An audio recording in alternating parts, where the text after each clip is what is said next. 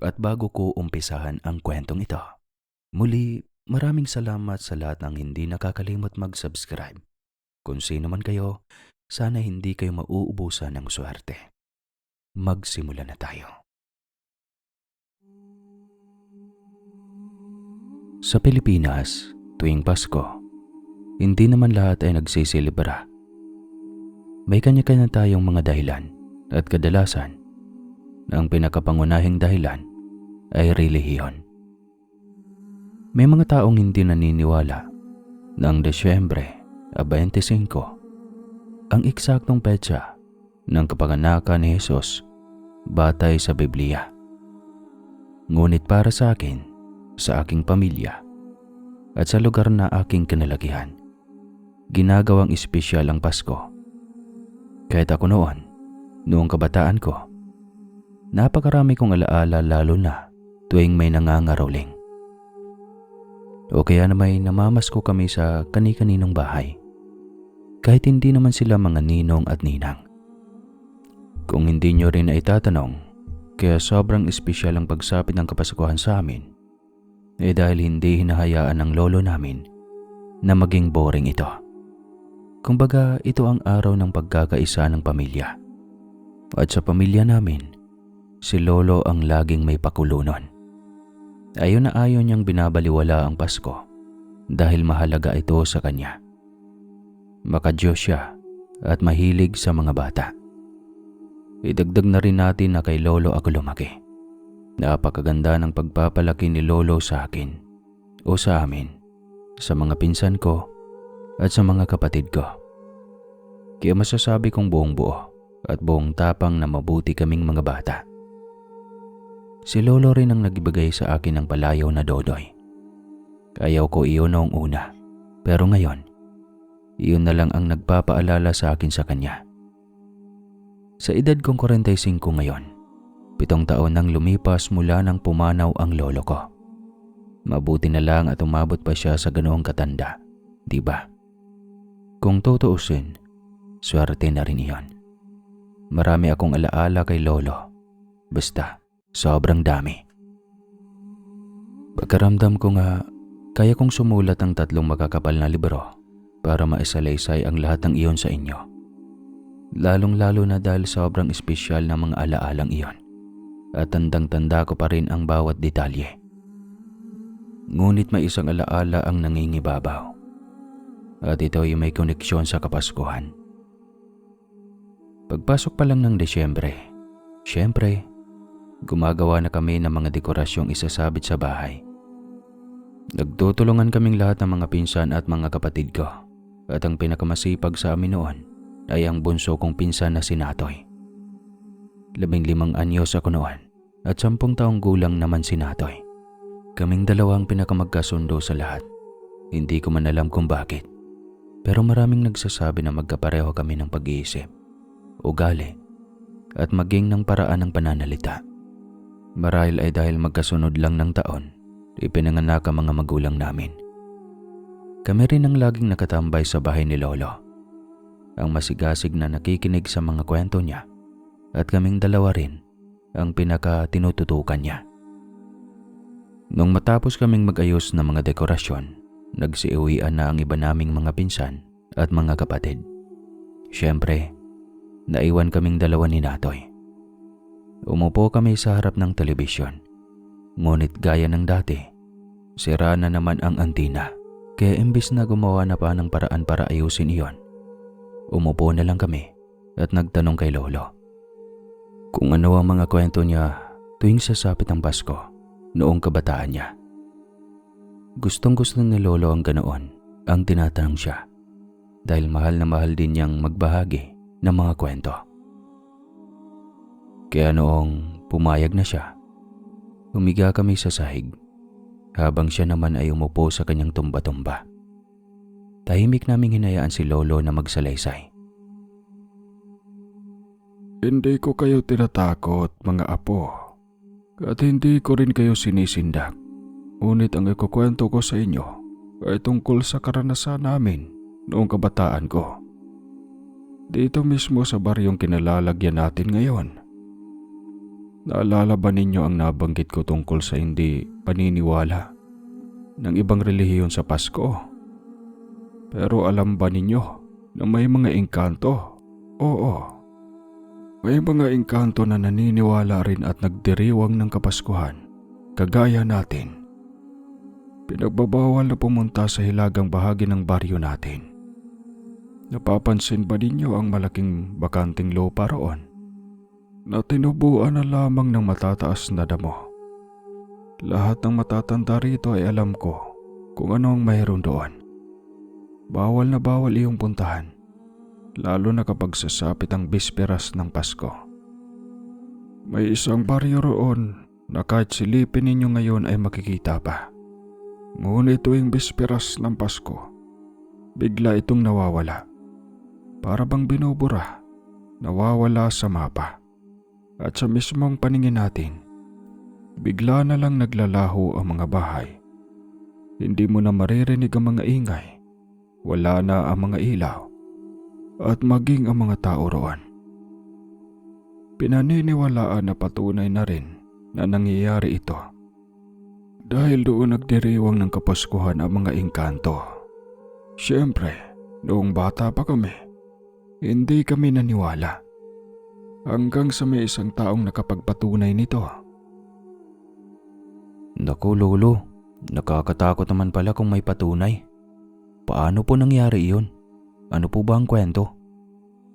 May isang bata na naglalaro kasama ang iba pa hanggang sa napadpad sila sa baryong iyon. Ayon sa kwento, napakaganda raw ng mga dekorasyon, pangmayaman.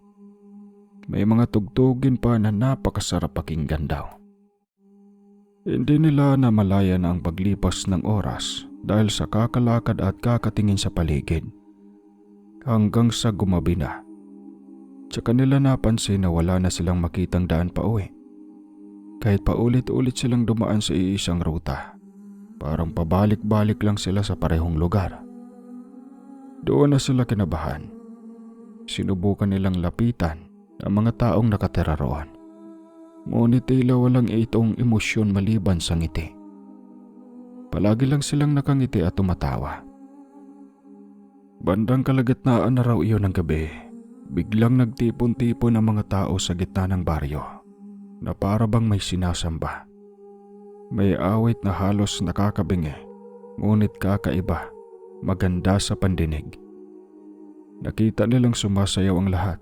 Sobrang kakaiba ng tanawin. Doon nila lubos na nauunawaan na wala na sila sa normal na mundo. Ano po iyon lolo? Mga aswang ba ang mga iyon? Ano ang ginagawa sa kanila ng mga tao roon? Nakakatakot po talaga. Iyon na yung mga engkanto.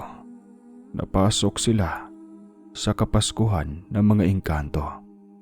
At hindi nila alam kung paano makalabas. Kaya wala silang nagawa kundi makihalo sa mga ritual at kasiyahan ng mga engkanto.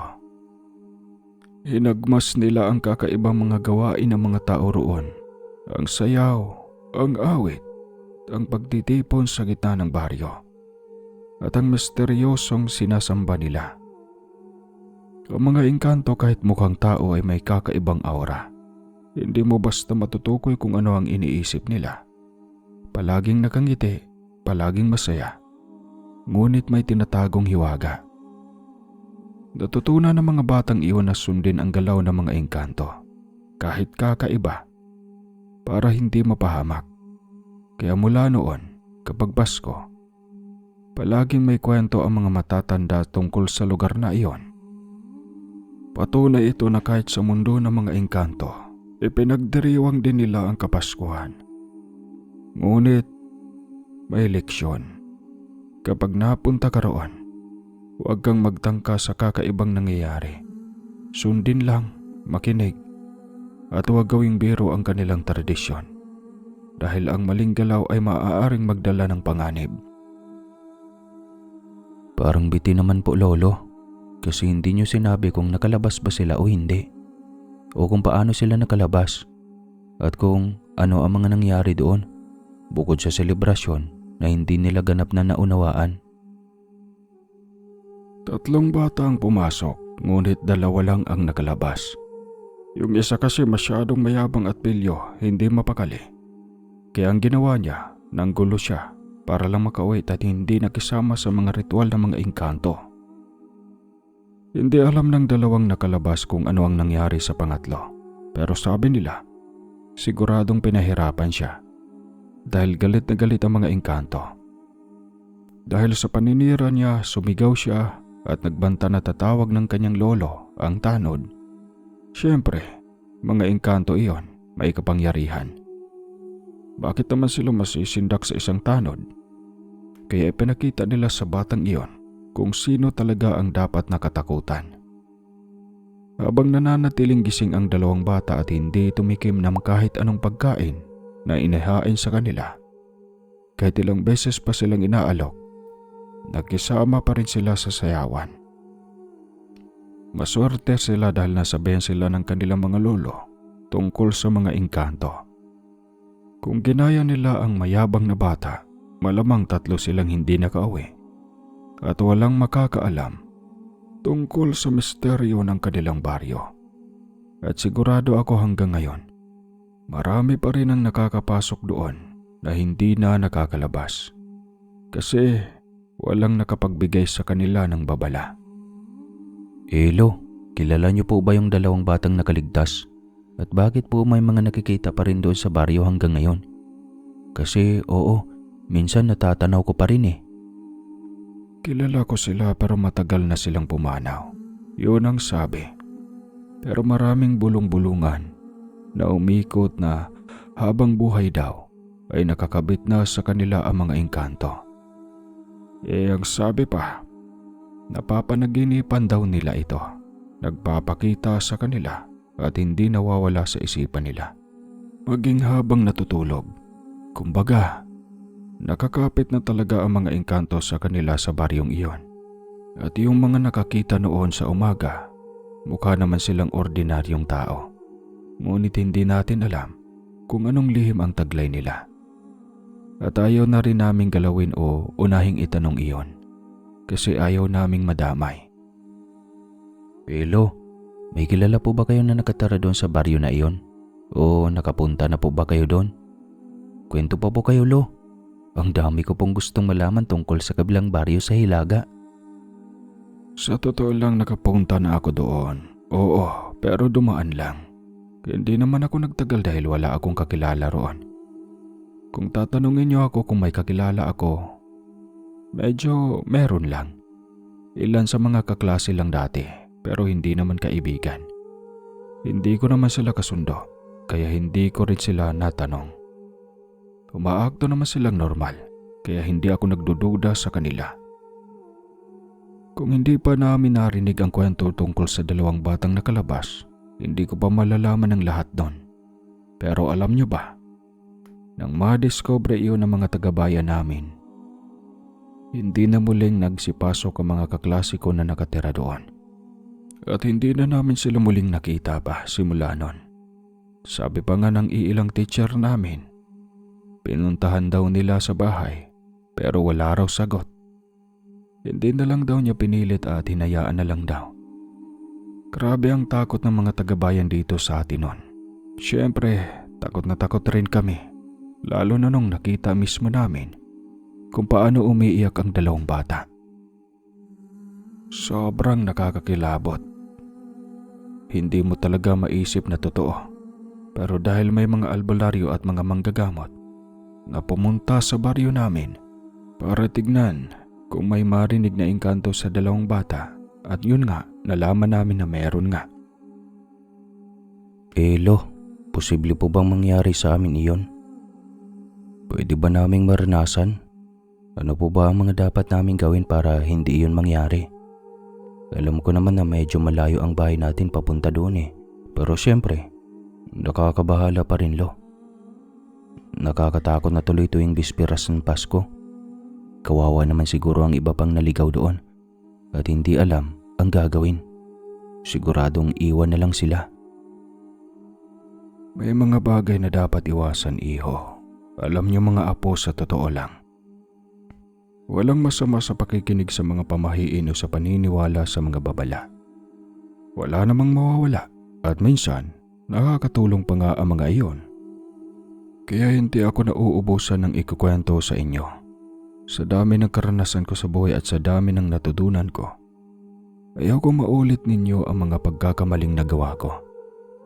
Alam ko sa sarili ko kung ano ang mga dapat iwasan para hindi mangyari ang mga iyon. Hindi ko man nagawa noon, ang mahalaga ay magagawa ninyo ngayon. Kaya dagdag ito sa paalala ko. Makinig kayo sa mga babala. Maniwala kayo sa mga pamahiin. Wala namang mawawala.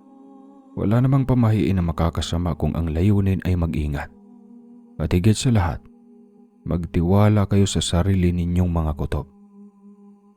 Buti na lang. Siguro mababait ang mga engkantong nandoon dahil nagdiriwang din sila ng Pasko.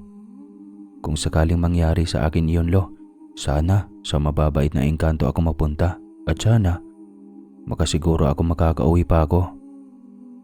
Ay nako, alam mo Apo, hindi lahat ng nagdiriwang ng Pasko ay mabubuting tao. Karamihan nga dyan gusto lang uminom ng alak at magwala. Tignan mo nga ang ilan nating kapitbahay na chismosa. Kung maghanda at magsimba tuwing Pasko, lubos-lubos, akala mo'y doon na sila titira sa simbahan. Napapalibutan ang mga puon ng mga rebolto at mga Biblia, pero ang ugali, kay gaspang pa rin. Kaya kung mabuti man o mabait ang mga engkanto, hindi pa rin sila dapat na basta na pagkatiwalaan. Alam mo ba kung paano sila naging engkanto? Paniniwala noon pa man na naglaban ang mga demonyo at ang parsa ng kabutihan. Kasama ang mga anghel ng Panginoon, may mga nilalang na hindi pumili ng panig. Hindi sila sumama sa Panginoon at hindi rin sila kumampi kay Satanas. Nananatili lamang sila rito sa lupa. Kaya kahit sabihin pa nating nagdiriwang din sila ng Pasko, mahirap pa rin silang pagkatiwalaan. Hala, hindi ba, Lo? Sabi ng pare kapag nagsisimba tayo na lagi nating piliin at pagkatiwalaan ng Panginoon, na kapag may problema ka, ipagkatiwala mo iyon sa Kanya at hindi Kanya pababayaan, hindi Kanya ililigaw. Pero hindi nagtiwala ang mga engkanto sa Panginoon, Lo. Pero sigurado ako na kaya sila nagkaroon ng kapangyarihan ay dahil din sa Panginoon, di ba? Dahil sa Diyos, Lo. Oo nga, no. Kaya hindi talaga dapat sila pagkatiwalaan. Hindi natin alam kung ano ang mga pwede nilang gawin nato. Kaya hiling ko, sana hindi natin maranasan iyon. Lalo na sa araw ng Kapaskuhan. Kailangan lagi tayong buo at ligtas at dapat masaya lang tayo. Sana hindi natin maramdaman ang ganitong problema. Hihilingin ko talaga iyon kapag natapos ko ang simbang gabi. Hanggang ngayon, kasama ko pa rin sa isip ko ang mga naging usapan namin noon. Talagang nadala ko iyon hanggang sa pagtanda. Palagi na akong sumisilip sa kabilang baryo. Sumisilip sa mga harang at sa mga dahon. Nakikita ko ang mga tao.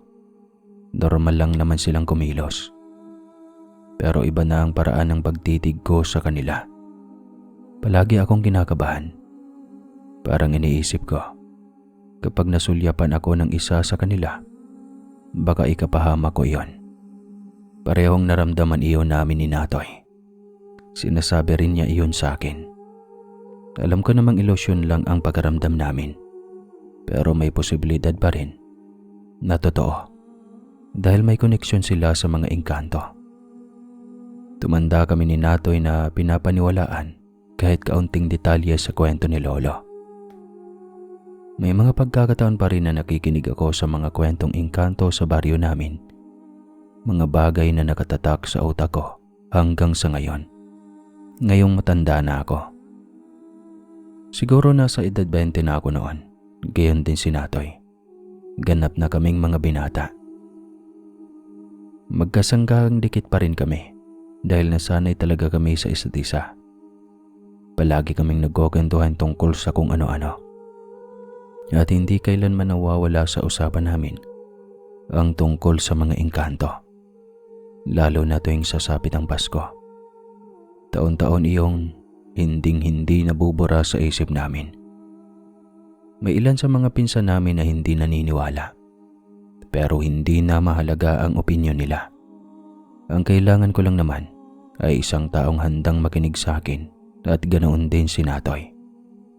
May mga pagkakataon pa nga na sinasadya naming pumunta sa bandang Hilaga, malapit sa kabilang baryo. Isang hapon noon, dala na rin siguro ng kuryosidad, kahit nasa hustong gulang na kami, pumunta kami doon, tumambay at nagsilip-silip sa paligid. Malamig ang hangin noon at medyo nakakakilabot, pero napakabango ng paligid. May halimuyak ng bulaklak na bagong pitas.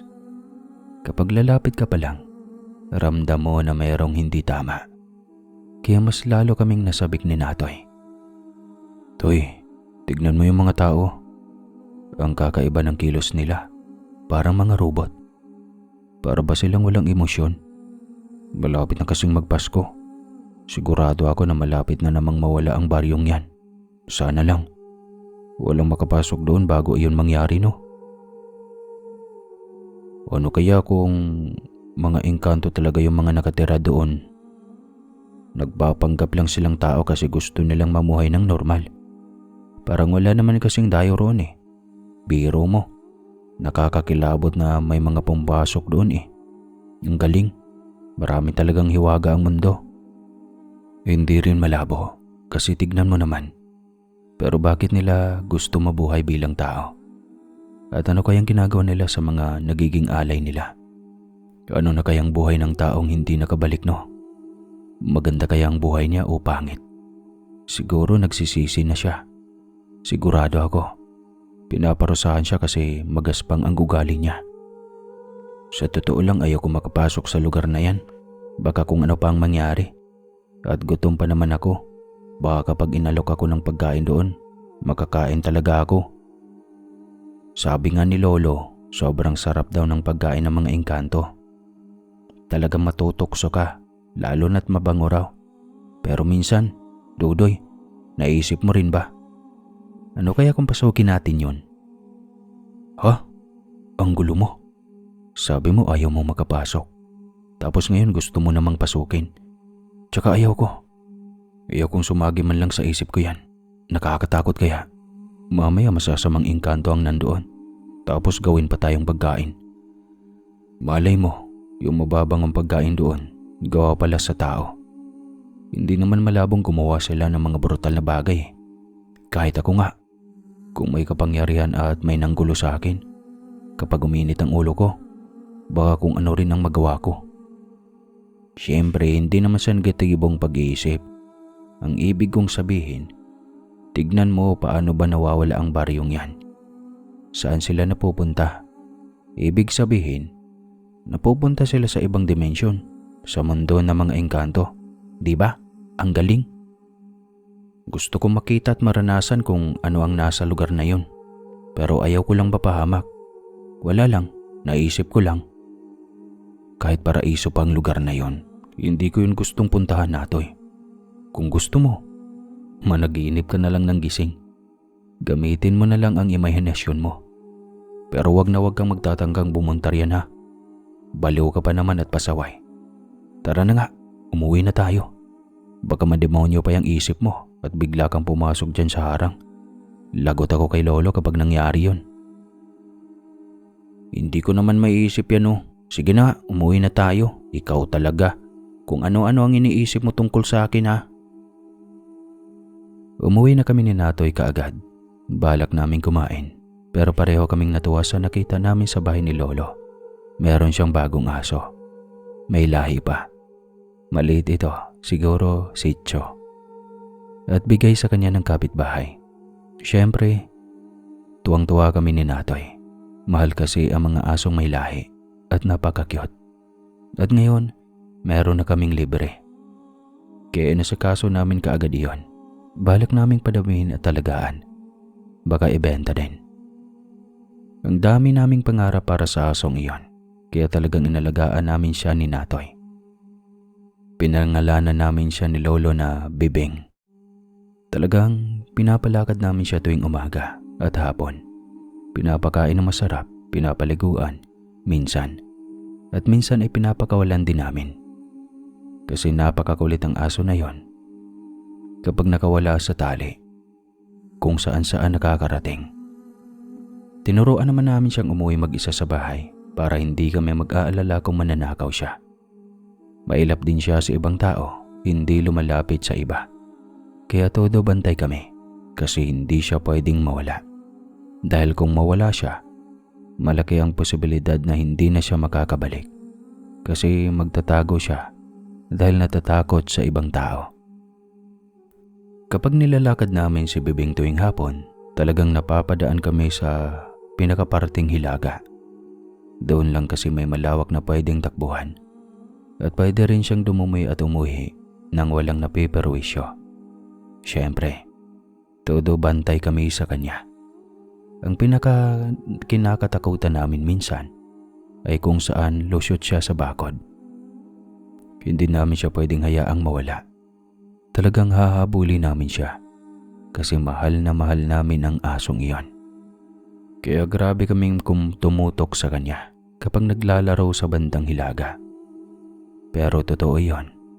Kung dumating man ang punto na lulusot siya sa bakod, lulusot din ako at hahabulin ko siya. Hindi ko siya hahayaang mawala. Para na rin siyang anak sa tingin ko. At nakikita ko kung paano siya inaalagaan at minamahal ni Lolo. Kung mawawala namin si Bibing, siguro iyon na ang pinakamalalang kasalanang magagawa namin kay Lolo. Isang hapon iyon, malapit nang dumilim. Pauwi na kami at sa bandang hilaga talaga kami dumadaan. Doon sa mismong kabilang bakod, kung saan naroon ang baryong ikinukwento ni Lolo.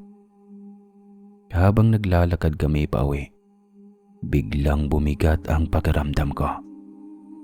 Parang may madumidiin sa bato ko. Sobrang bigat talaga. Si Natoy naman, parang wala lang.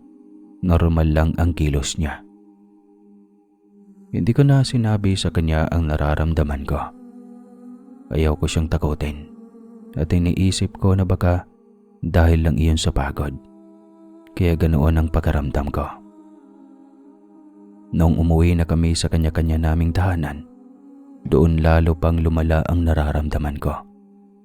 Nakahiga noon ako sa kama at kulang na lang ay sumigaw ako sa sobrang sakit ng ulo. Parang binibiyak ang ulo ko. Nahihilo ako, nanlalabo ang paningin at pakiramdam ko'y umiikot ang paligid. Basta, parang nahihipnotismo ako nang hindi ko namamalayan. Hanggang sa unti-unti, nakaramdam ako ng matinding antok. Pinilit ko talagang matulog. Sa mga sandaling iyon, ang antok na lang ang gusto kong maramdaman. Dahil iyon na lang ang tanging paraan na naiisip kong makapagpaligtas sa sakit na bigla na lang dumapo sa akin. Isang sakit na hindi ko alam kung saan ang galing.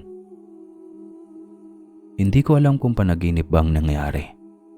Pero naramdaman ko na may isang napakalakas na parasang bumalot sa akin habang nakahiga ako. Para bang nasa malalim akong tulog. Tapos bigla akong hinila paangat. Alam niyo yung pakiramdam na may humahatak sa katawan mo nang biglaan. Ganoon na ganoon ang naramdaman ko. Pagmulat ko, gising na ako. Pero wala na ako sa bahay namin. Nagtaka ako. Inisip ko pa na baka niloloko lang ako ng mga pinsan ko. Pero hindi. Nang lumabas ako sa pintuan ng silid na kinaroroonan ko, ibang-iba ang lugar. Gabi pa rin, pero alam ko sa sarili ko na hindi iyon sa amin. At hindi rin iyon sa kabilang baryo, sa kahit anong bahagi ng baryo pa namin. Ang unang pumasok sa isip ko ay nasaan ako? Paano ako napunta rito? Naghanap agad ako ng isang tao na pwede kong tanungan. Tapos nakita ko ang isang lalaki. Sa tingin ko, kakilala ko lang siya. Nakatalikod lang siya noon, kaya kaagad ko siyang tinawag. Paggalingon niya, humarap siya sa akin. At may sinabi siyang hindi ko makakalimutan. Nandito ka na, di ba? Lagi ka namang sumisilip dito. Maglibot-libot ka. Damahin mo ang buong paligid. Walang negatibo rito. Nakadepende yan kung negatibong tao ka rin. Ano ang ibig mong sabihin po? Sino ka? Nasaan ako? Paano ako napunta rito? Hindi kita pinagbibintangan ha, pero ikaw kasi ang una kong nakita eh. May kinalaman ka ba rito? Pauwiin niyo na lang ako. Hindi ako komportable. Ayos lang naman sa akin, Dodoy. Kahit ako, kung nasa kalagayan mo, ganun din ang iniisip ko. Pero ligtas ka. Huwag kang mag-alala. Tara, sumama ka sa akin. Tingnan mo ang mga dekorasyon sa buong baryo namin para sa paparating na Pasko. Nasaan mo talaga ako dinala? Pero sige, saglit lang ha. Pagkatapos niyan, uuwi na ako. Sobrang nilalamig ako eh, kaya bilisan na natin. Sana hindi mo ko ipahamak. Bakit naman kita ipapahamak, Dodoy? Wala namang nakakatakot sa mga dekorasyon, hindi ba? Siguradong hindi ka magsisisi sa makikita mo. Baka magustuhan mo pa nga araw-araw na bumalik dito. Naging parang tuta ako sa lalaki. Tagang-taga ako at kilala niya talaga ako sa pangalan. At syempre, bakit hindi? Hindi ko naman alam kung nasaan ako at siya lang ang taong nakikita ko na pwede kong pagkatiwalaan. Kaya naman sumunod na lang ako. Dahan-dahan, dinala niya ako sa parang sentro ng baryo. Napakaganda ng mga dekorasyon, sobrang natural tignan. Alam niyo yung mga dekorasyon na ramdam mo sa sarili mo na hindi pinapalakas ng kuryente at hindi gawa ng tao. Ganon iyon. Nakikita ko ang mga disenyo ng parol nila. Parang totoo ang mga bituin na nagliliwanag. Tapos yung Christmas tree nila, tunay na puno. Napakalaki. Yung mga banderitas, hindi ko alam paano ipapaliwanag. Pero sobrang natural tignan. Hindi siya peke. At hindi mukhang gawa ng tao. Kaya talagang namangha ako. Natulala talaga ako noon sa buong paligid. Kasi bihira lang ako makakita ng ganoon.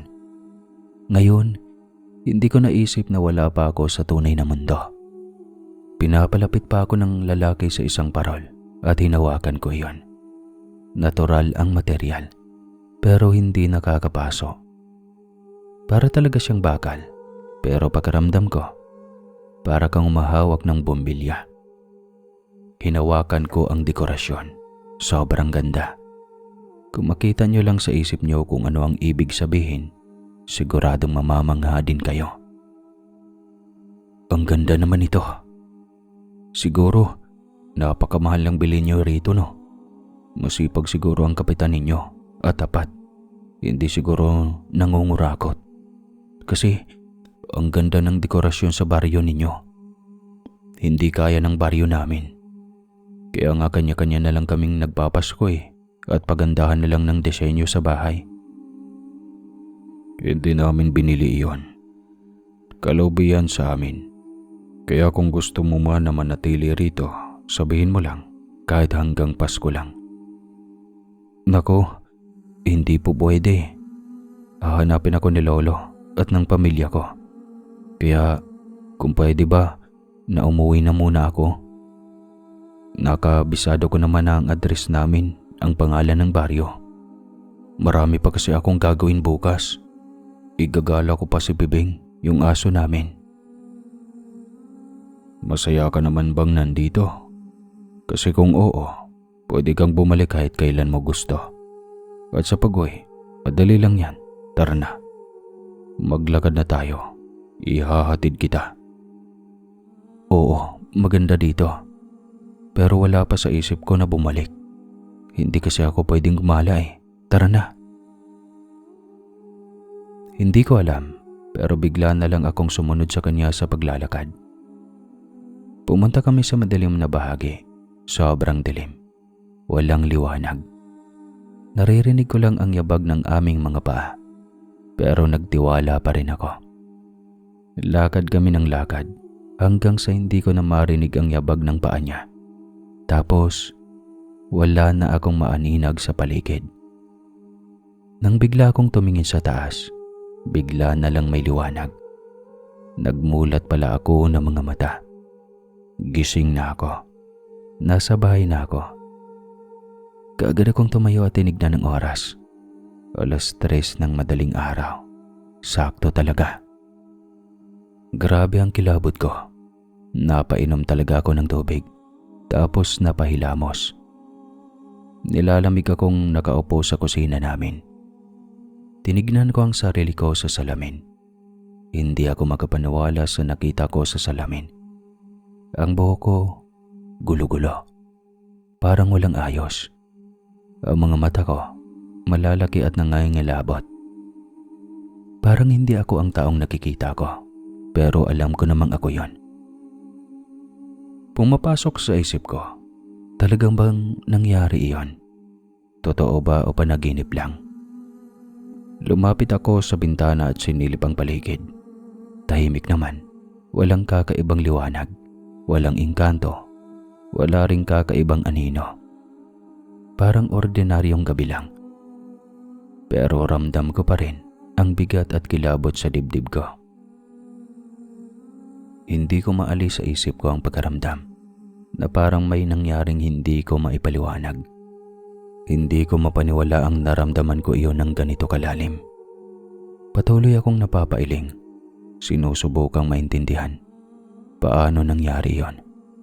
Paano ako nakabalik dito? Hindi ako pumayag ng walang kahit isang makaalam ng nangyari.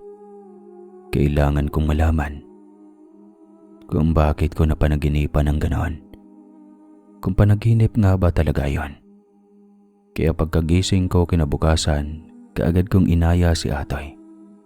Dumiretso kami kila Lolo. Doon ko isinasalaysay ang bawat detalye ng nangyari noong gabing iyon, mula sa bigla kong paggising sa lugar na hindi ko alam, hanggang sa lalaking kumausap sa akin doon. Habang nagsasalita ako, kitang-kita ko sa mga mata nila ang gulat at pagkabigla. Tahimik lang silang nakikinig, pero alam kong naniniwala sila sa akin. Kilala nila ako, hindi ako marunong magsinungaling, konti lang. Lalo na sa mga ganitong bagay. Habang nagkukwento ako, hinahaplos ko sa bebang. Ramdam ko sa balahibo niya ang panginginig ng kamay ko at ang malamig na pawis sa palad ko. Para bang sa bawat salitang binibitawan ko, bumabalik ang takot at pagkalito ng gabing iyon. Hanggang sa matapos ako, wala pa rin akong kasigurudahan. Panaginip lang ba talaga iyon? O may nangyaring hindi ko kayang ipaliwanag? Sa tingin ko, Apo, magpakonsulta ka na sa albularyo. Sigurado ako mga engkanto ang may gawa niyan. Napakapapasaway ninyo kasi ni Natoy. Pabalik-balik kayo sa Hilaga. Sigurado akong sumisilip din kayo sa baryong iyon. Hindi naman ako nagkulang sa paalala, hindi ba? Pero wag na tayong magsisihan ngayon. Ang mahalaga, maagapan mo kaagad iyan. Malapit na ang Pasko. Baka mamaya doon ka paabutan. Sige po, Lolo. Pero paano? Paano naman maaaring mga engkanto ang may gawa? Sumisilip lang naman kami ni Natoy doon, pero hindi kami nanggugulo o nag-iingay. Bakit naman sila nagpakita sa akin? Bakit nila pinakita kung paano sila magdekorasyon tuwing Pasko? Nahawakan ko talaga, Lo. Hanggang ngayon, ramdam ko pa rin sa isip ko kung gaano kainit yung parol na pinahawakan ng lalaki. May kapangyarihan sila. Kaya nilang magpakita sa iyo kahit kailan nila gusto. Baka natsyempohan kayo ng mga engkanto roon. Nalaman nila ang kuryosidad nyo sa mga kwento ko. Kaya pinaranas nila sa iyo yun sa panaginip mo. Kaya ikaw din naman, Atoy. Kapag may naranasan ka pang ganon, magsabi ka din kaagad, ha. Huwag mong ililihim. Sa akin mo lang sasabihin. Dahil alam kong hindi ka paniniwalaan ng mga magulang mo. pati na mga kapatid at pinsan mo. Ako na ang magtatanong-tanong sa mga albularyo para magpatingin ka naman, Dudoy. Kahit sa panaginip pa lang yan, sigurado akong may kasunod pa kung pababayaan natin. Kaya wag na nating hintayin na may masamang mangyari. Lolo, seryoso ka ba? Totoo ba yan? Pero kung ganun, mas mabuti nga siguro na sabihin namin kaagad sa'yo. Hindi ko rin maintindihan kung paano nila nalalaman ang iniisip namin. Nakakatakot nga. Pero okay, magsasabi din ako kaagad sa'yo, Lo. Promise, kapag nangyari yun sa akin. Ako din, Lo. Kapag napanaginipan ko sila ulit, magsasabi agad ako sa'yo. Hindi ko maintindihan kung paano nga nila nalalaman ang iniisip namin. Pero ramdam ko talaga yung nangyari. Nakakatakot. Pero alam kong tama na hindi na lang itago. Pangako, sasabihin ko sa iyo agad kapag may nararamdaman akong ganun ulit. Magaling mga apo. Tama ang desisyon nyo na sabihin sa akin. Lagi mong tatandaan din, Dodoy, kapag naramdaman mo ang ganoon. Huwag lang umasa sa sarili. Magdasal ka. Tawagin mo ang Diyos at humingi ng gabay. Ang dasal ang pinakamalakas na sandata natin laban sa mga ibang elemento. At anumang hindi nakikitang parsa. Huwag kang matakot. Basta may Diyos at panalangin ka. Alam mo, ang mga engkanto ay may kakaibang kakayahan. Kaya nilang umuto at manghipnotismo sa sinuman. Maaari nilang palihim na impluensyahan ang isip at damdamin mo. Kaya minsan, kahit na gusto mong makontrol ang sitwasyon, maaaring mapailalim ka sa kanilang kapangyarihan ng hindi mo namamalayan. Kaya napakahalaga na maging mapanuri at maingat ka. Ang dasal at pananalig sa Diyos ang pinakamalakas nating sandata laban sa kanila. Kapag nananalangin ka, nagkakaroon ka ng proteksyon at malinaw na isipan para hindi ka maloko o mapasubo sa anumang panganib. Lolo, nakakatakot talaga ang nangyari. Hindi pa rin ako makapaniwala na naranasan ko iyon. Pagkaramdam ko, parang hindi ko na kayang bumalik doon o maranasan pa ulit. Sobrang takot ko at ayaw kong maulit pa. Pangako, magsasabi agad ako sa iyo kung may mangyari pang ganon. Pero sana hindi na ito mangyari ulit sa akin. Huwag kang mag-alala, Dudoy. Sisiguraduhin ko na makakaupo tayo sa isang magaling na albularyo. Alam ko kung sino ang maaasahan at may karanasan sa ganitong bagay. Hindi lang para sa iyo, pati kay Natoy. Sa tulong niya, magkakaroon kayo ng seguridad at proteksyon para kahit ano pang mangyari, hindi kayo mapapahamak. Ang mahalaga, ligtas kayo at alam natin kung paano haharapin ang mga engkanto. Nagantay kami ng ilang araw para dumating ang albularyo. Sa bawat araw na lumilipas, ramdam ko ang kaba at pag-aalala sa nangyari. Pero habang kasama ko si Lolo, unti-unti rin akong nakaramdam ng kapanatagan. Alam ko na kaya niyang alagaan kami ni Natoy. Ramdam ko ang kanyang malasakit at ang determinasyon niyang siguraduhin na ligtas kami. Dahil dito, kahit hindi ko paganap na maintindihan ang lahat, nagtitiwala ako sa kanya. Sa bawat sandali, iniisip ko na sa tulong ni Lolo at ng albularyo, makakahanap kami ng paraan para hindi na kami mangamba at maprotektahan sa mga engkanto. Dumating na rin ang araw na dumating ang albularyo. Maaga pa lang, ramdam ko na ang kakaibang aura sa paligid. Nang dumating siya, kaagad kong napansin isang matandang lalaki.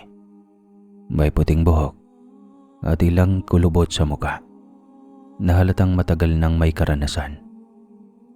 May lakas at presensya siya na hindi mo basta-basta mapapansin. Para bang alam niya ang bawat sulok ng baryo at bawat lihim na nakatago sa paligid. Ang kanyang mga mata ay matalim, ngunit may kabaitan.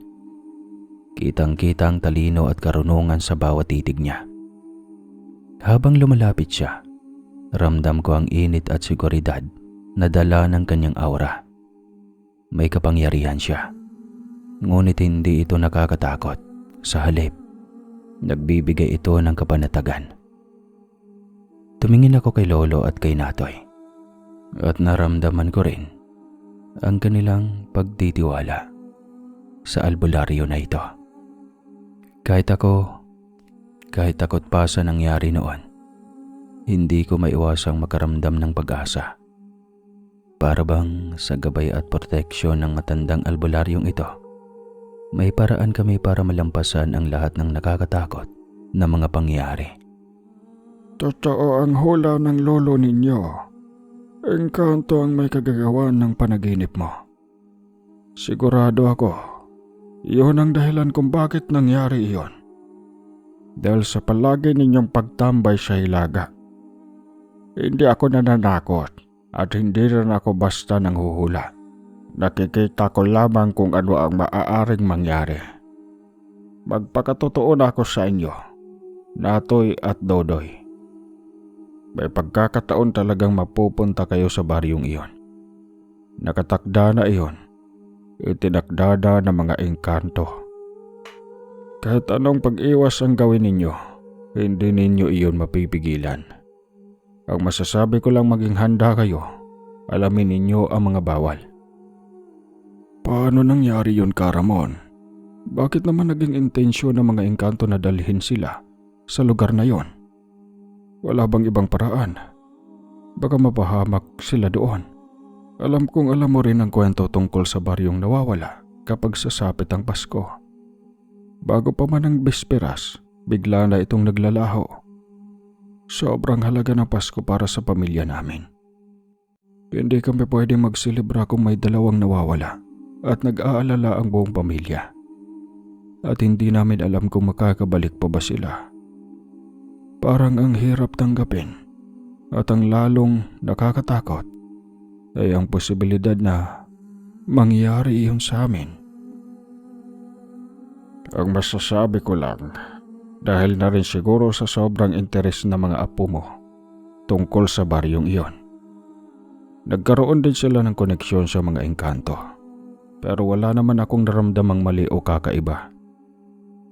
Kailangan lang talaga maging mapanuri sila sakaling dalhin silang dalawa doon. Wala kayong dapat na ipagkalala ng sobra. Naiintindihan ko naman talagang hindi nila maiiwasan ang sitwasyon.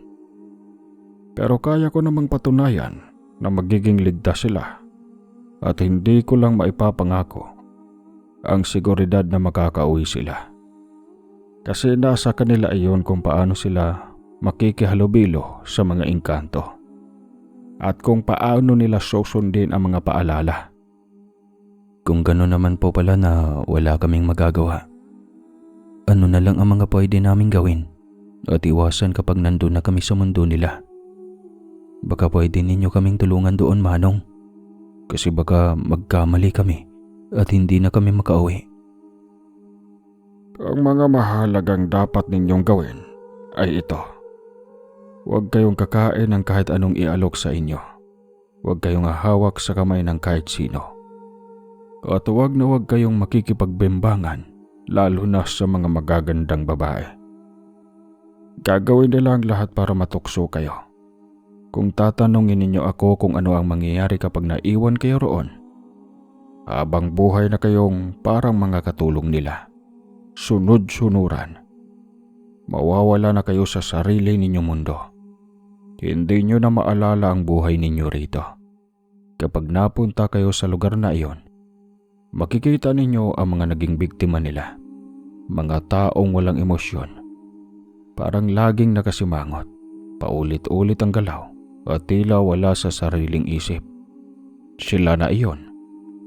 At posible kayong maging katulad nila. Kung hindi kayo makikinig at kung hindi ninyo tatalasan ang inyong mga pandama.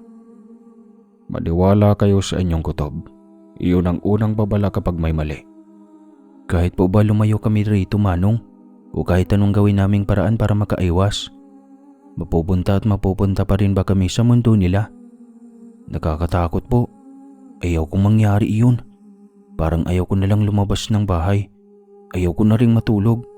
Baka mapanaginipan ko naman sila. Sobrang nakakabahala. Hindi ko naman inakala na aabot sa ganito eh. Hindi ko rin akalaing magiging ganito kabigat at ganito katakot ang lahat. Gusto kong sisihin ang sarili ko kung hindi ako nagkwento. Baka hindi ito nangyari. Baka hindi nagkaroon ng ganoong kuryosidad ang mga apo ko tungkol sa baryong iyon. Pero mga apo, isa lang ang lagi kong bilin sa inyo. Magdasal kayo. Pasensya na kung ganito ang sitwasyon natin. Pero may mga bagay talagang wala na tayong magagawa. Ang magagawa na lang natin ay ihanda ang sarili. Labanan ninyo ang takot. Lakasan ninyo ang loob ninyo. Sakaling dumating man ang araw na iyon. Huwag po ninyong sisihin ang sarili ninyo, Lolo. Kami naman ang gustong makinig noon. At kami ang hinala ng aming kuryosidad. Kahit ilang taon na ang lumipas. Huwag po kayong mag-alala. Hindi namin kayo bibiguin, Lolo. Sisiguraduhin ko na makakauwi kami ni Natoy kung sakaling mapunta man kami sa mundo nila. Nagkunwari kami ni Natoy na tanggap na namin ang maaaring mangyari, na para bang hinihintay na lang namin ang araw na iyon para agad kaming makatakas. Pero sa totoo lang, kabaliktaran ang ginagawa namin. Ginawa namin ang lahat para hindi kami mapunta sa mundo ng mga engkanto. Unti-unti kaming umiwas sa hilaga. Kung dati ay normal lang sa amin ang maglakad-lakad doon, ngayon ay hindi na kami lumalapit kahit masilip lang ang bakod. Kahit dumaan man ang tingin namin sa direksyong iyon, agad naming iniiwas ang mga mata namin. Para bang sapat na ang isang sulyap para hatakin kami papunta roon. Ganoon ang pakiramdam ko. Halos hindi na rin kami umaalis sa tapat ng bahay. Kung lalabas man, sandali lang. At palaging may kasamang kaba. Parang bawat hangin na dumadaan ay may dalang babala. At bawat katahimikan ay may parang nakatagong bantang hindi namin maipaliwanag. Si Bebeng naman na dati naming inilalakad tuwing hapon hanggang sa malawak na bahagi ng hilaga, napilitan na lang maglaro sa bakuran. Hindi na namin siya inilalabas ng ganon kalayo. Doon na lang namin siya pinapatakbo. Doon na lang siya umiihi at dumudumi. Wala kaming reklamo kahit paulit-ulit kaming naglilinis at nagtatapon ng dumi niya. Mas pipiliin na namin iyon kaysa muling mapalapit sa lugar na iyon. Ginawa naming abala ang sarili namin. Nililibang namin si Bebeng, nilalaro, pinapagod, para wala kaming dahilan na lumayo. Sa bawat araw na lumilipas, mas lalo naming pinatibay ang desisyon naming umiwas. Dahil sa kabila ng tapang na ipinapakita namin sa harap ni Lolo at ng albularyo, sa loob-loob namin, iisa lang ang dasal. Sana sa patuloy naming pag-iwas, hindi na dumating ang araw na iyon. Sana sapat na ang pagtalikod namin para hindi na kami tawagin ng mundo ng mga engkanto. Hanggang sa dumating na ang araw ng bisperas, ang araw na parang naging maluwag sa akin. Naging sobrang kampante na kami ni Natoy nun. Alam namin, kinabukasan ay Pasko na. Ibig sabihin, tila hindi matutuloy ang anumang pagkuha sa amin ng mga engkanto. Dahil wala namang kakaibang nangyayari sa paligid. Kaya sobrang relax na namin sa gabi. Nakikipagkwentuhan kami sa mga pinsan namin. Nagtatawanan ng aasar. At si Bebeng ay palaging kasama namin. Unang Pasko namin na may kasamang asong makulit. Kaya sobrang saya namin. Ang paligid ay puno ng halakakan at ingay. At kahit sa loob ng bahay, ramdam na ramdam ang saya. Ngunit napansin namin na medyo hindi komportable si Bebeng. Alam naming may kailangan siyang gawin. Dudumi siya. Agad kong inaya si Natoy para lumabas kami kasama si Bebeng. Ngunit sa hindi inaasahang pagkakataon, bigla kong nabitawan ng tali niya at parang kidlat. Tumakbo ang aso papalayo. Halos hindi namin siya mahabol. Ang bilis ng kanyang galaw at hindi namin maipaliwanag ang kanyang mga paa ay halos lumilipad sa lupa. Para bang lumilipad siya kaysa sa tumatakbo. At ang pinaka nakakatakot, papunta siya sa direksyon ng hilaga. Ang lugar na palaging pinagbabantaan namin. Saktong 10:10 na ng gabi iyon. Malapit na ang pagsalubong ng Pasko at talagang kumaripas kami ni Natoy. Alam naming hindi namin siya dapat hayaang makalapit sa bakod, baka may mangyari sa kanya kung siya'y makalapit sa hilagang iyon, lalo na sa amin. Habang tumatakbo kami, halos nakakatawa at nakakatakot ang eksena. Halos madapa kami ni Natoy sa kakahabol. "Bebang, halika!" Habang ang aso ay patuloy sa mabilis na pagtakbo. Hindi namin alam kung paano niya napapalampas ang bawat hakbang. Mabuti na lang at puti ang kulay ni Bebang. Kaya kahit sa sobrang dilim ng daan, nakikita pa rin namin siya. Ang daan ay madilim, halos wala pang ilaw. Ang hangin noon ay napakalamig na para bang umahaplos sa aming balat. Maramdam namin ang bawat paghinga, bawat yabag sa lupa. Ang puso namin ay unti-unti nang kumakabog noon. Hindi namin alam kung saan magtatapos ang takbo ni Bebeng, kahit medyo nadapa na kami ni Natoy. Kung madapa man, agad-agad kaming babangon. Magkahalong takot at saya. Hindi lang kami natatakot para sa aming sarili, kundi para kay Bebeng. Hanggang sa bigla siyang tumigil sa may bakod mismo, doon sa kinakatakutan naming lugar. Halos hindi kami makalapit ni Natoy. Pero kalmado na si Bebeng, kaya unti-unti naming naibuhat siya. Habang ginagawa namin iyon, bigla kaming nakaramdam ng kakaibang presensya na parang may mga taong kumikilo sa paligid namin, sa likurang banda. Hindi namin alam kung paano nila kami nasundan. At sa isang iglap, boom! Wala na. Wala na kami sa paligid na dati naming nakasanayan. Nakaramdam kami ng kababalaghan sa dibdib. Parang nalipat kami sa ibang dimensyon.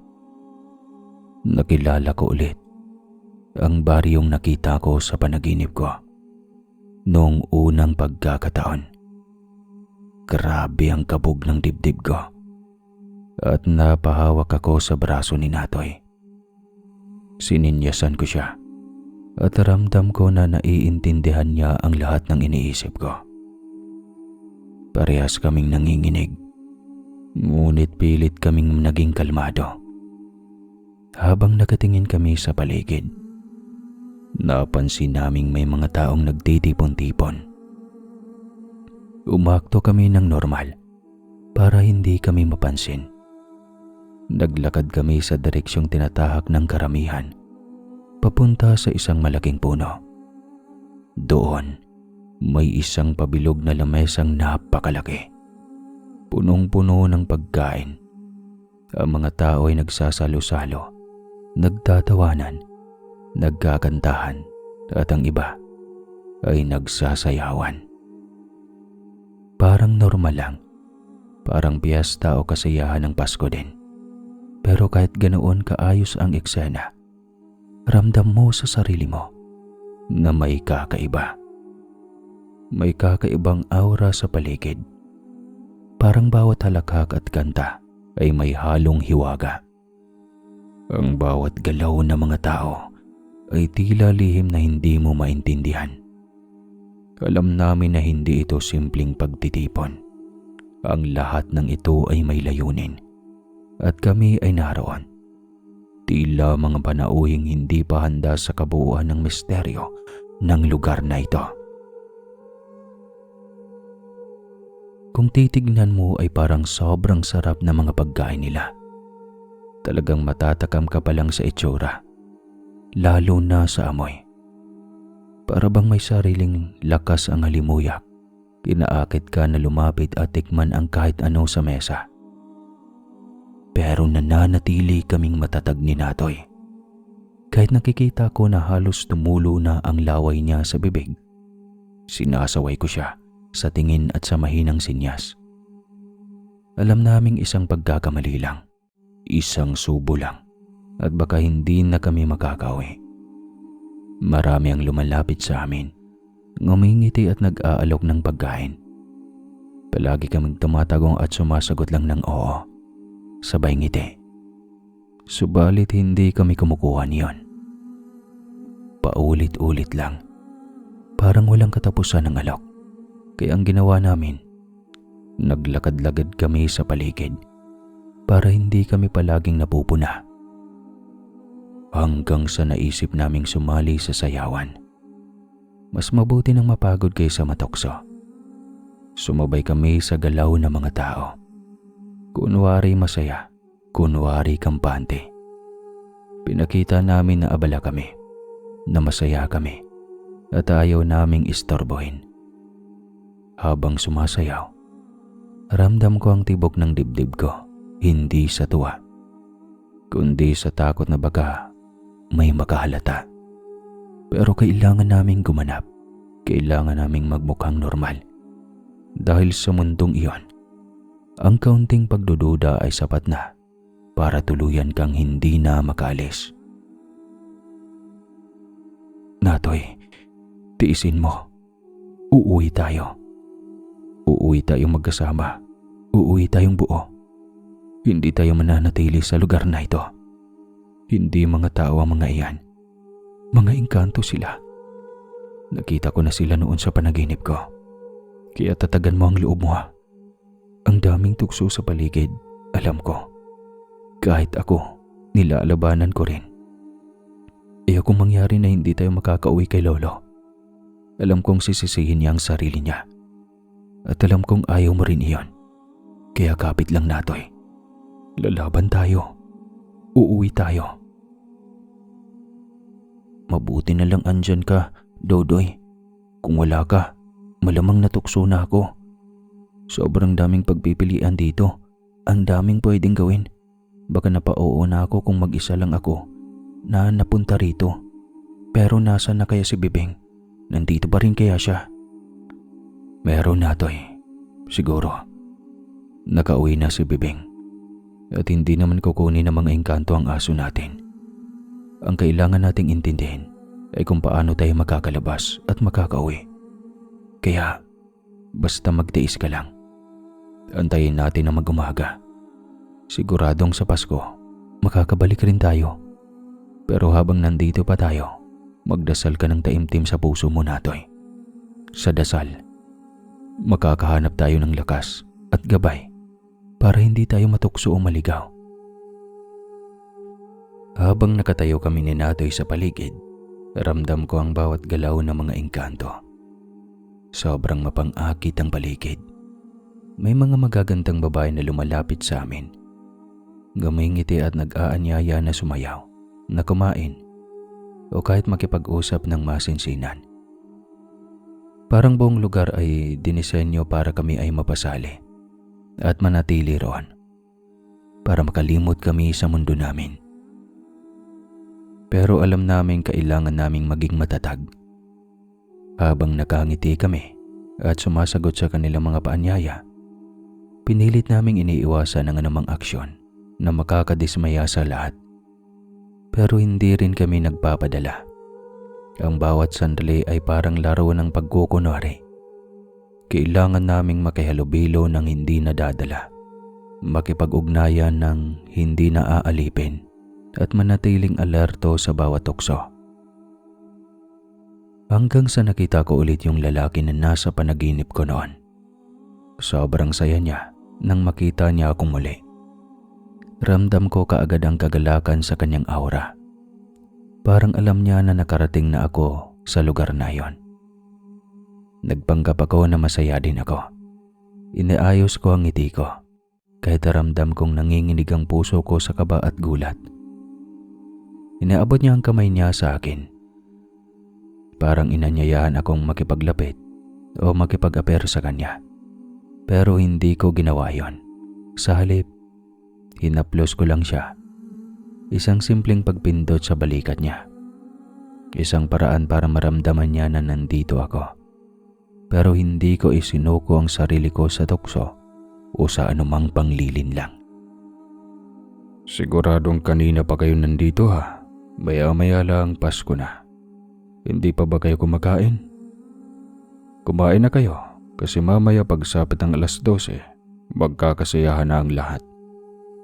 Wala pa yung kasayahang nakikita niyo sa ngayon. Kaya kailangan niyo ng enerhiya. May mga masasarap na pagkain dyan. Tunay na biyaya ang mga iyon. Wala namang lason o anumang masamang epekto. Kaya huwag kayong mag-alala. Tignan niyo kung paano kainin ng mga tao sa paligid natin. Kung susundin niyo ito, magkakaroon din kayo ng lakas at kagalakan para makasabay sa selebrasyon. Mano, busog ba kami ng kasama ko? Sa totoo lang, gusto na nga naming matulog at magpahingay. Pero sino ba naman ang gustong hindi makaabot sa araw ng Kapaskuhan, hindi ba? Mabuti na lang at nakita ulit kita. Ikaw lang kasi ang kasundo ko rito. Anong oras na ba? Malapit na, kaunti na lang. Para sa amin, ang Pasko ay hindi tungkol sa kapanganakan ng may kapal tulad ng ginagawa ng tao. Wala kaming sabsaban, misa o panalangin sa simbahan, pero malapit ito sa diwa. Panahon ito ng pagbubukas ng mga daan. Gabing pinakamalakas ang liwanag sa pagitan ng mundo at tao namin. Mas madaling makadama, makakita at makarinig ang bawat isa. Ang mga ilaw, handaan at awit ay hindi pasasalamat sa isang isinilang, kundi pagdiriwang ng pananatili. Sa gabing iyon, may mga nilalang na pinipiling bumalik sa liwanag at may mga pinipiling manatili sa dilim. At higit sa lahat, ito ang gabing pinakamadaling maakit ang mga hindi kabilang dahil sa dahas o takot, kundi sa saya, ganda at pakaramdam ng pagtanggap. Hindi namin kayo kinukuha. Kayo ang pumipili sa pamamagitan ng pagkain, paghahawak at pananatili. Sa pagsapit ng Pasko, ang mundo ng engkanto ay hindi naghihintay ng kapanganakan. Naghihintay ito ng mga mananatili. Paano kung ayaw naming manatili dito, Mano? Paano kung gusto naming bumalik sa mundo namin? Alam kong alam mo sa sarili mo na alam ko na kung sino kayo. Mga engkanto kayo. At dinala ninyo kami rito para subukin kung magpapaloko kami o hindi. Pero pasyensya na. Alam nyo rin naman na hindi kami pwedeng manatili dito. Oo, maganda at masagana ang lugar na ito. Pero mas mahalaga sa amin ang buhay namin sa labas. Mahal na mahal namin ang bawat miyembro ng pamilya namin. At ayaw naming may maiwan o masaktan kahit isa. Ganon din sila sa amin. Alam niyo bang masasaktan ang lolo namin at ang buong angkan kapag nawala kami? At tiyak na malalaman din ito ng albularyo. Alam kong ayaw niyong magkaroon ng kaaway. Kaya nakikiusap ako. Palayain niyo kami ng pinsan ko. May mundo kaming uuwian dapat. At doon lang kami nabibilang. Tama si Dodoy, Mano. Gusto na talaga naming umuwi. Hindi namin gusto ang mundo ninyo. Hindi dahil masama ito, kundi dahil wala rito ang pamilya namin at hindi kami sanay mamuhay ng malayo sa kanila. Sana maiintindihan ninyo iyon. Alam nyo rin na gagawin ng albularyo ang lahat para mabawi kami. At ang simpleng pagpapalaya nyo sa aming dalawa ay maging tanda ng kapayapaan ng lugar ninyo. Pasyensya na rin. Naiintindihan ko kung bakit kayo lumapit sa amin dahil sa sobrang interes namin. Pasyensya na kung nagmukha kaming pagkailamero. Hindi talaga iyon ang intensyon namin. Huwag kayong mag-alala. Hindi naman namin kayo tuluyang kinuha. Nasa inyo pa rin kung ano ang magiging kapalaran ninyo pagkatapos ng gabing ito. Kaya habang nandito kayo, sulitin ninyo. Maganda ang mundo namin at hindi namin ipagkakait ang kalayaan ninyong dalawa. Gusto lang naming maranasan ninyo ito dahil matagal na ninyo itong iniisip. Bakit hindi ninyo palitan ang kasiyahan ng lahat ng pagdududa ninyo? Bakit hindi na lang tayo maging masaya kahit magkaiba ang paniniwala natin tungkol sa Pasko? Wala namang masama kung susubok. Halina, pumunta tayo sa gitna. Hindi ko kayo pipilitin sa kahit ano. Gawin ninyo ang gusto ninyo. Ang mahalaga, maging masaya lang kayo ngayong gabi. Sinunod namin siya ng pinsan ko dahil kitang-kita sa mukha niya na wala siyang itinatago. May katahimikan sa mga mata niya. Yung uri ng katahimikan na hindi marunong magsinungaling. At tama rin naman siya na sa amin pa rin kung ano ang magiging kapalaran namin pagkatapos ng gabing iyon. Kaya mahigpit naming pinanghahawakan ng mga bilin. Hindi kami kakain, hindi kami makikipagkamay, at lalong hindi kami sasama sa mga babae para mabembang. Paulit-ulit ko itong inuusal sa isipan ko. Parang dasal, habang sumasabay kami sa bawat hampas ng tambol. Hindi namin maunawaan ang mga awitin nila, pero may kakaibang hatak ang ritmo. Parang kusang ginagalaw ang katawan mo kapag ayaw mo. Nakikisabay kami, ngumingiti, tumatawa sa tamang oras. Nakikisalo sa paligid ng pagkain na parabang bahagi kami ng kasiyahan. At kahit alam namin ay katiting ay hindi dapat dumampi sa dila namin ang mga iyon. Kapag may babaeng lalapit, maganda at mabango, inaaya kaming sumayaw o kumain. Pinipili naming makipagkwentuhan na lang tungkol sa kung ano-ano para hindi sila mainsulto. Pero sapat para manatili kaming ligtas. Habang tumatagal ang gabi, mas dumadami ang mga kilos namin na parang sinasadya naming ipakitang nakikibagay kami.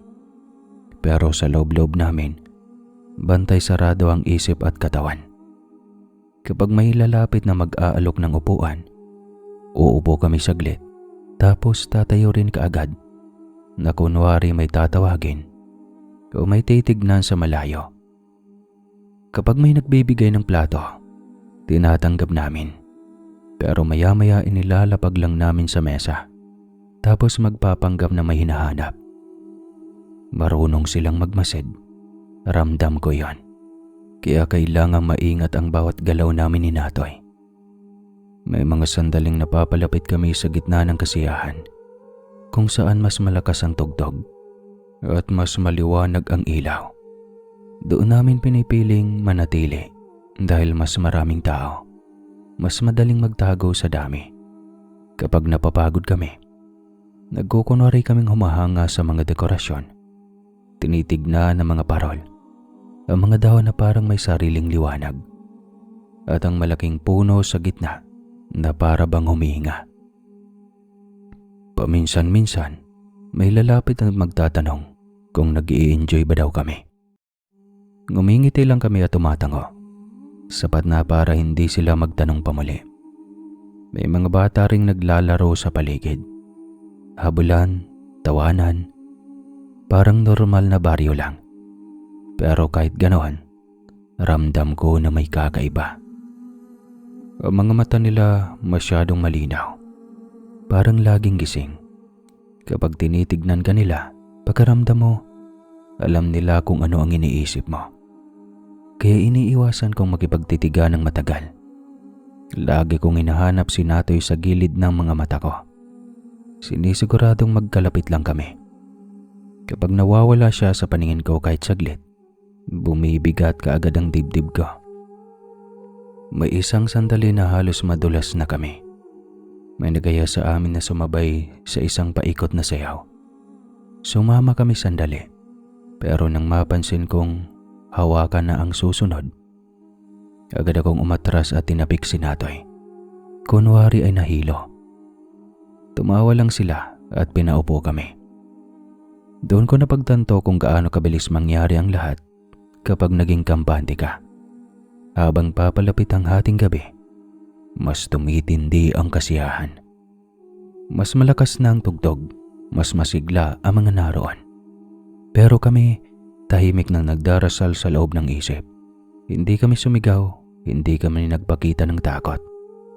Nandoon lang kami, gumagalaw ng sapat, nagsasalita ng sapat.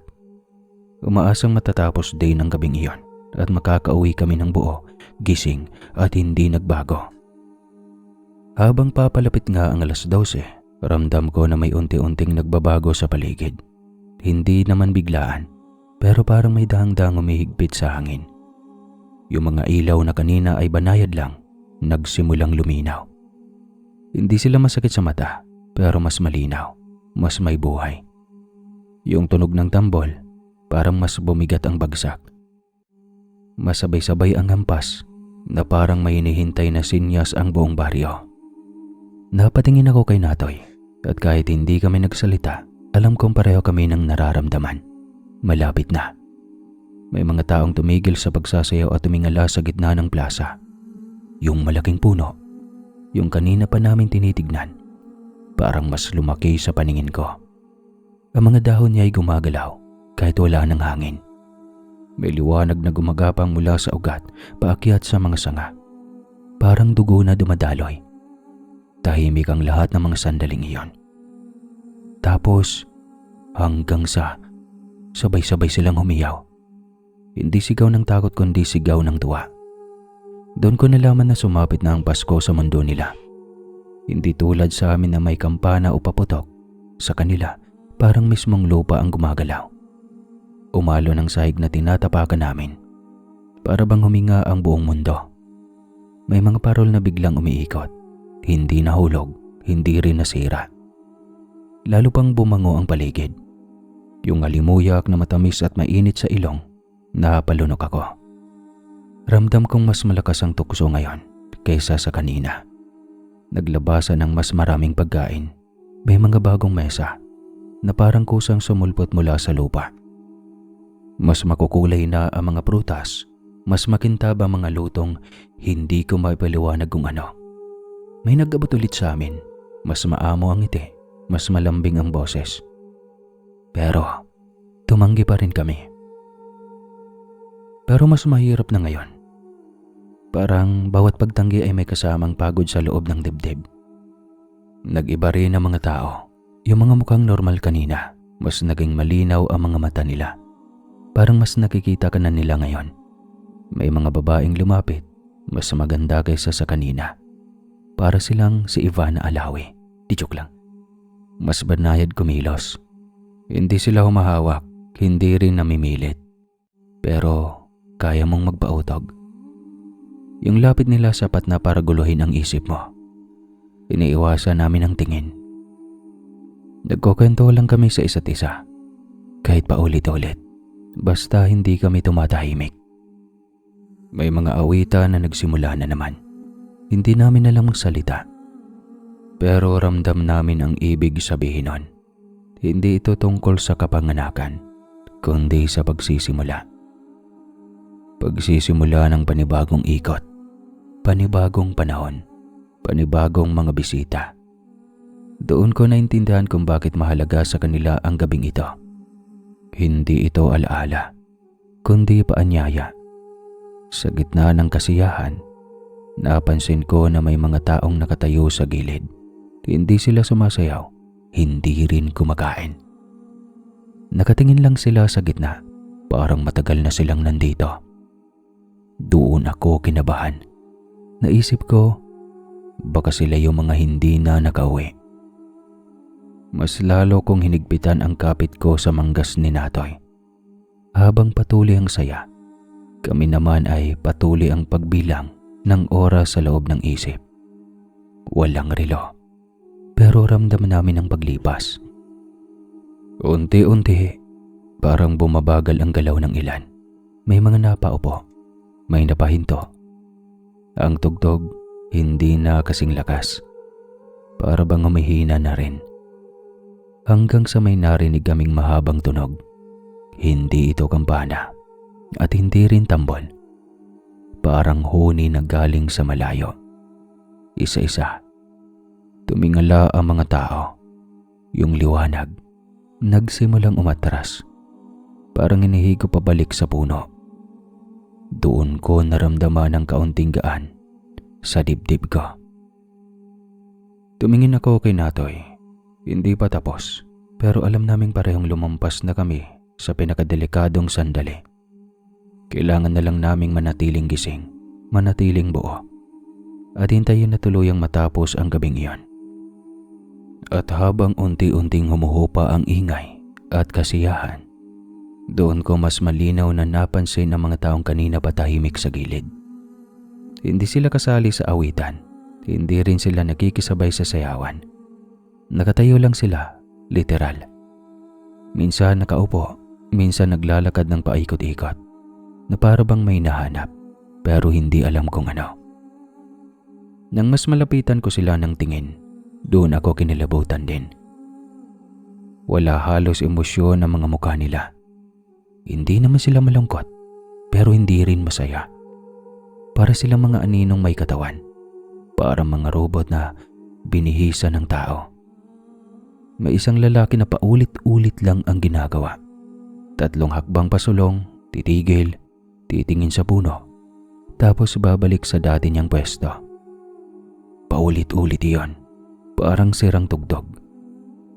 May isang babae naman na nakatitig lang sa mesa ng pagkain. Hindi siya kumakain, hindi rin siya umaalis doon. Nakatayo lang siya roon, parang may hinihintay na utos na darating. At doon ko din naalala ang sinabi ng albularyo. Sila yung mga hindi na nakauwi. Sila yung mga natalo ng tukso. Mas lalo akong napakapit kay Natoy.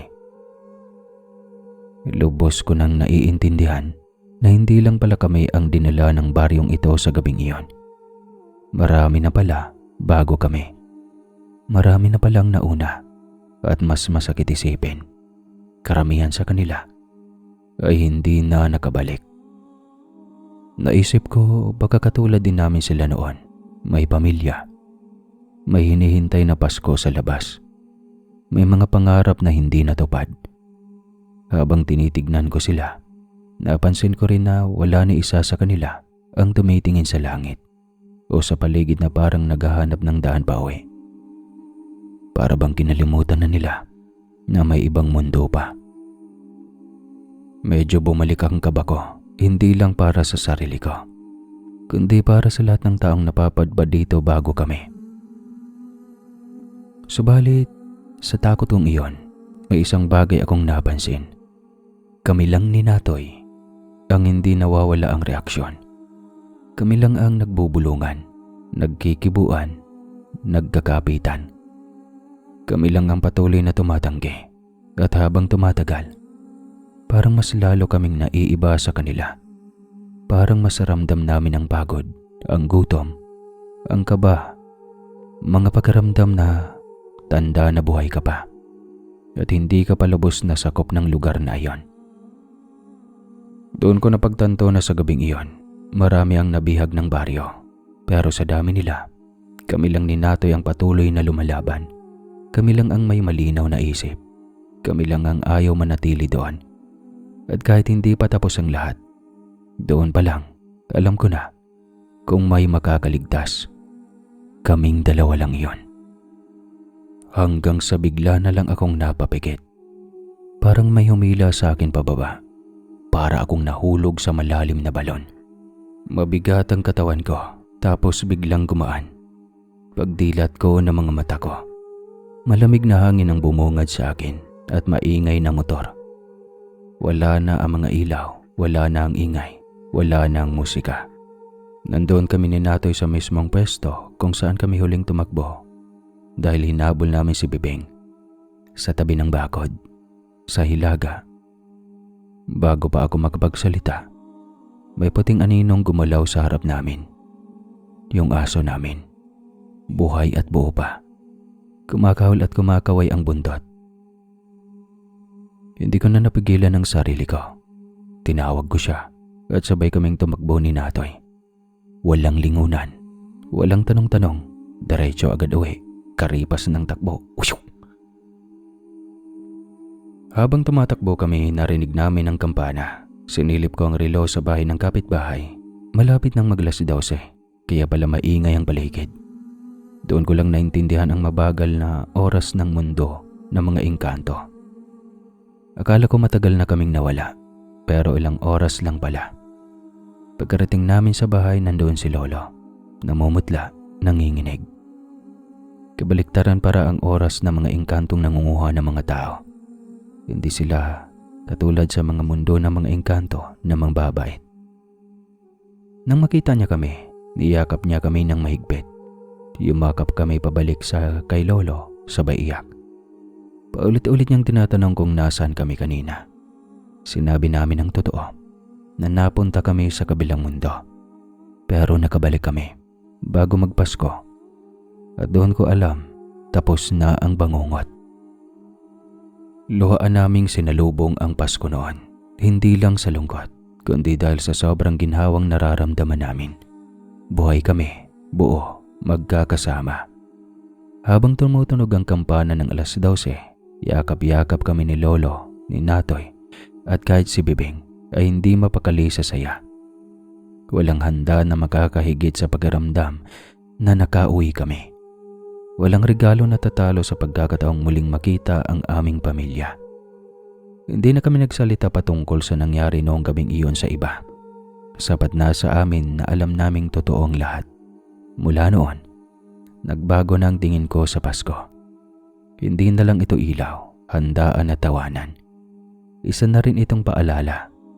Paalala na may mga lugar na hindi dapat sinusubukan. May mga hiwagang mas mabuting igalang at may mga babalang kailangang pakinggan. Ngayon, 40 taong gulang na ako. Tuwing sasapit ang Kapaskuhan, naaalala ko pa rin ang gabing iyon. Ang takot noon at ang tukso at ang pag-uwi namin. At sa bawat dasal ko, nagpapasalamat ako. At sa mga nakakaalam sa ganitong kwento o sa baryong iyon, lalo na sa mga taga Leyte, sana huwag niyo nang banggitin ang lugar na iyon. Oo, delikado mapunta sa lugar na iyon. Buti na lang, nakapasok kami. Pero dahil minsan nga, binigyan kami ng pagkakataong makabalik at ang masakit na katotohanan, hindi lahat nabibigyan ng ganong biyaya. Hanggang dito na lang po ang kwentong ito. Maraming salamat po sa lahat ng nakikinig ngayon. Happy New Year sa inyo at sana masaya ang pagsalubong nyo sa bagong taon.